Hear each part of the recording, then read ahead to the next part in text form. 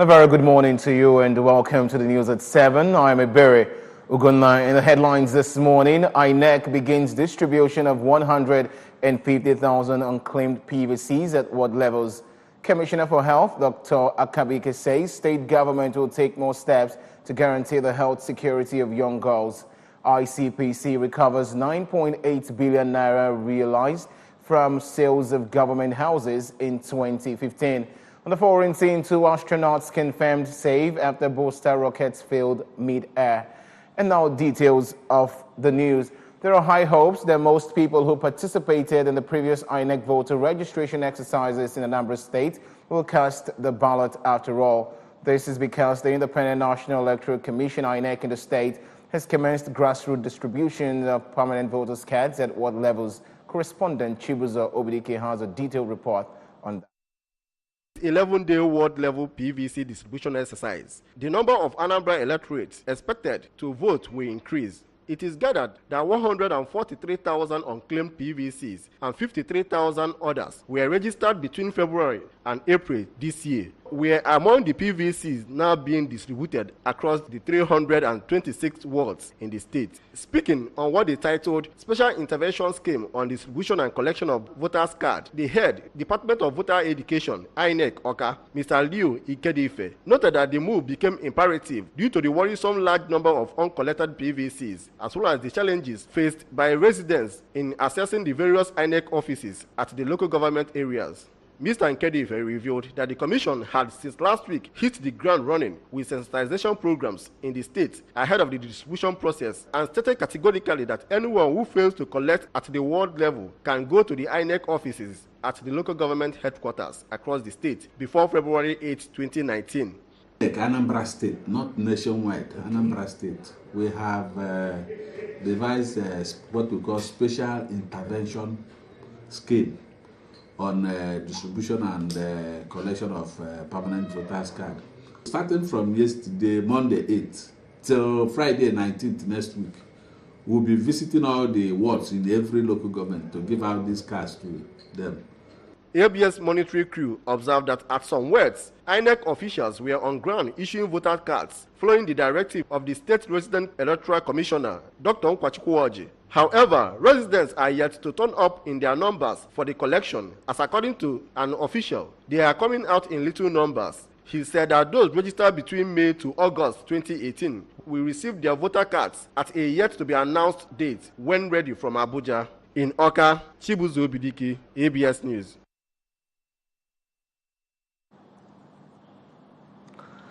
The wife of the governor, Chief Mrs. Bella Chukwuobiano, has advocated for special attention to girl-child education as a way of equipping and guaranteeing bright future for them in the face of multifarious challenges confronting young girls across the globe. Chief Mrs. Obiano, who is the CAFE founder of Caring Family Enhancement Initiative, made the call in a special message to commemorate yesterday's International Day of the Girl Child. In the message signed by Chief Media Officer to the governor, Emeka Ozumba, Mrs. Obiano said that it is only through education that they can promote girls' empowerment and fulfillment of their human rights, highlighting the challenges that girls all over the world face. According to her, the average girl child is most vulnerable and easily targeted by predators, stating the duty of parents and guardians to continuously teach and equip them with survival tips at home and also ensure that it gets the best education. Chief Mrs. Obiano stated that as a young girl, she learned the rudiments of housekeeping and necessary etiquettes and more by staying close to her mother and those having been her guiding principle through life journey. She observed that modern society is daily confronted with drastic changes leading to breakdown of values, which in turn worsen issues like child marriage, trafficking, access to services regarding puberty and sexual health, and gender-based violence, pointing out that education and enlightenment remains the most effective tool for assuring safety of the girl child. She therefore urged parents not to be deterred by daily survival challenges, but rather remain steadfast in their commitment to the well-being of the girl child. Mrs. Obiano explained that skills training and empowerment of young girls and women is one of the cardinal programs of her NGO, CAFE, through which they are groomed to be self-reliant. Similarly, the Speaker of the State House of Assembly, Barrister Rita Maduagwu, has called on various legislative institutions in the country to enact a law to provide adequate security, safety, and total welfare for the girl child. Barrister Maduagwu enjoined governments, communities, and churches to map out programs aimed at improving the living conditions of the girl child, especially on education. The Speaker, who kicked against early child marriage, described it as detrimental to the future and well-being of the girl child. The Commissioner for Health, Dr. Joe Akabike, says the state government will continue to do its best to make her girls and women more productive, economically independent, as well as to explore their potentials. Dr. Akabike made this known during a press briefing to mark the 2018 Day of the Girl Child. Chibuzo Okoye was at the press briefing and now reports. The International Day of Girl Child was voted and passed as a resolution on the 19th December 2011 by the United Nations General Assembly to be celebrated at every 11th of October and was launched in the year 2012. Briefing the press, Dr. Akabike said that the objective of the day was to raise awareness facing girls internationally surrounding education, nutrition, child marriage, equality, and access to services regarding puberty, legal and medical rights. Dr. Akabike further said that the celebration will help to break the cycle of discrimination and violence against women, require their active participation in the decision-making process, among others. The Commissioner noted that as part of activities to mark the event in the state, the ministry will equally reach out to adolescent girls and boys and give them health talk on dangers of cultism, alcohol, child abuse, effects of abortion, poor nutrition, and menstrual hygiene.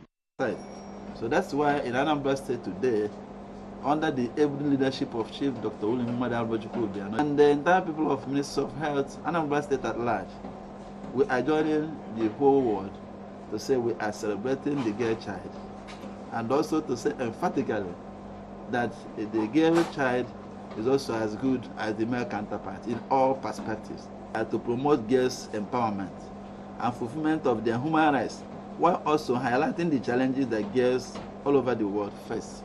Other activities, according to Dr. Akabike, are roadwork, sharing of handbills and flyers, schools debate, football competition between girls and boys, and emphasis will be given to Oka North local government, Anambra East, Anambra West, and Orumba North council areas. And away from that, the State Council of the Trade Union Congress has dissociated itself from a purported publication in the Sun newspapers of October 9, 2018, where a labor group said they intend to embark on strike over the issue of contributory pension.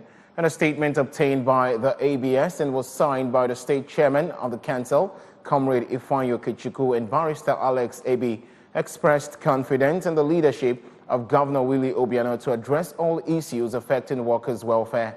In the statement acknowledged that there are gray areas in the contributory pension scheme and said the union is waiting on the state government to make statements on the scheme to allay the affairs of our works in some aspects of the PENCOM, and therefore will not take steps that will disrupt the negotiation process.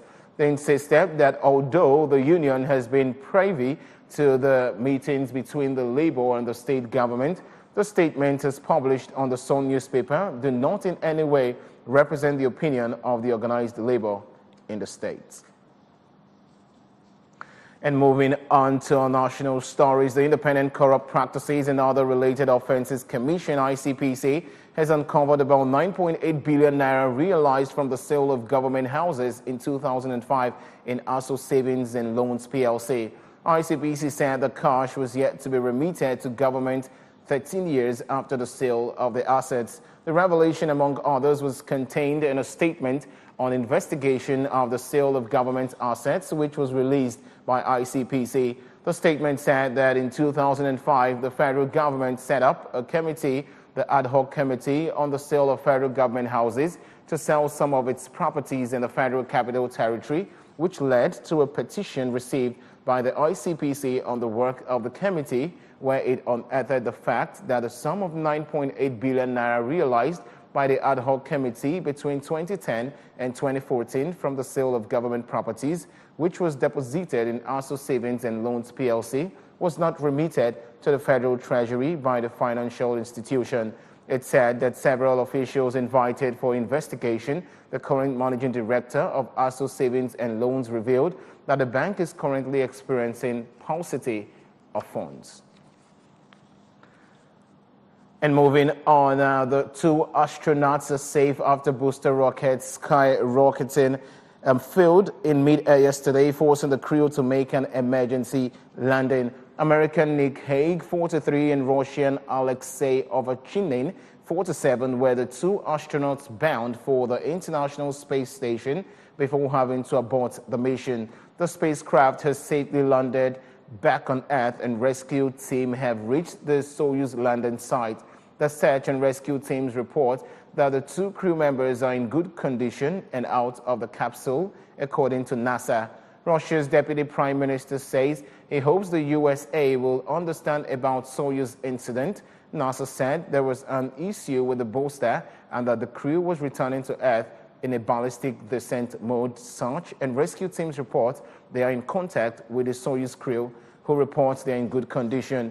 The teams are en route to the London site.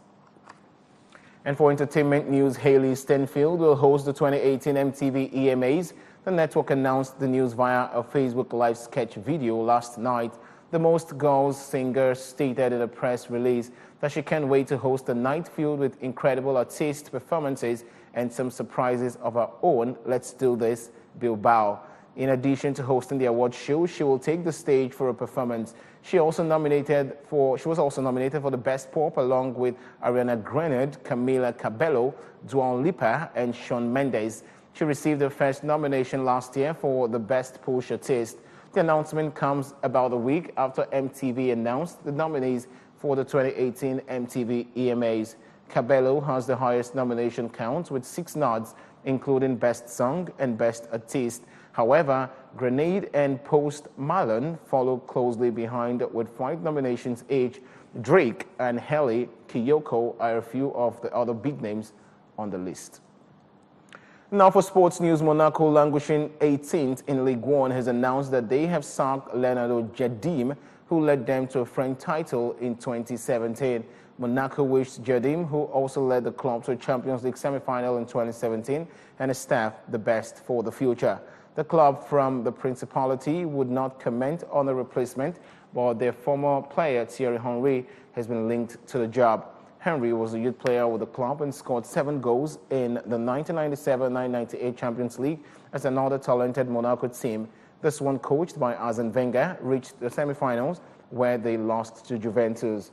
He was then sold to Turin club and went on to a successful spell with Arsenal in England and World Cup and Euro 2000 winners' medals with France.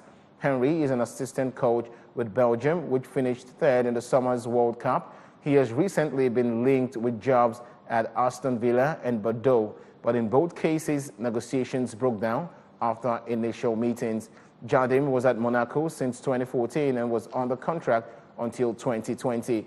The 44-year-old Portuguese coach had to cope with the sale of many of the stars of his title-winning squad over the last 2 seasons. This summer, Thomas Lemar, John Moutinho, and Fabinho followed earlier departures. Kylian Mbappe, Benjamin Mendy, Bernardo Silva, Timo Bakayoko, and Valerie Germain out of the club in lucrative offers. And now to end this news, remember that you can follow news and programs on ABS from any parts of the world by logging onto our website, www.absradiotv.com. Like us on Facebook at www.facebook.com/ABS Radio Television. You can also follow us on Twitter and Instagram at ABS Radio TV.